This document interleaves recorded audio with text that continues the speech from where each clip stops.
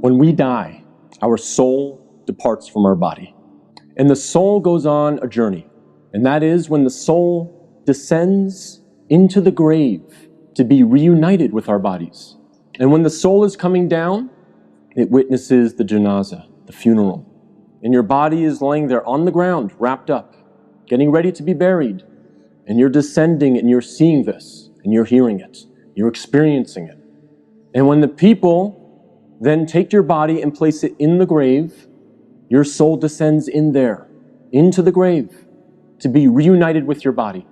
And then your loved ones, your friends who were there at your janazah, they will start shoveling dirt, start picking up dirt with their hands and placing it in the grave, throwing it on top of you, and you will feel it fall on top of you.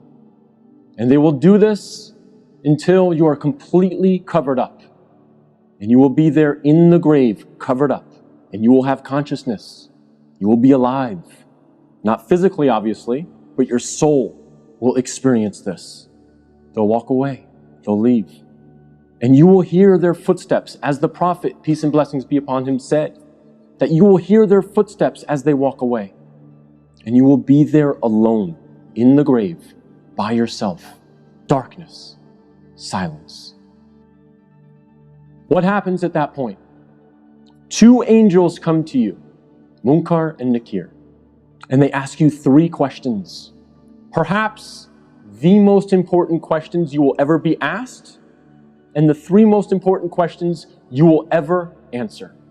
And those questions are, what is your deen? Who is your prophet? And who is your Lord? And if you answer these questions correctly, all three of them, your stay in the grave will be one of peace. You'll have peace. You'll have pleasure. Until the day of judgment, when the horn is sounded, and you are raised up out of your grave. But if you don't answer these questions correctly, all three of them, your stay in the grave will be full of pain. So we must answer these questions correctly. But here's the problem. A lot of us say to ourselves at this point, I'm good, because I'm a Muslim, and I know the answers to these questions, and I'll answer them correctly. This is a problem. Because the answers are not given, as many of the scholars say, the answer is not given with your tongue. The answer is not given with your brain. The answer is given with your heart. What is in your heart will come out at that moment.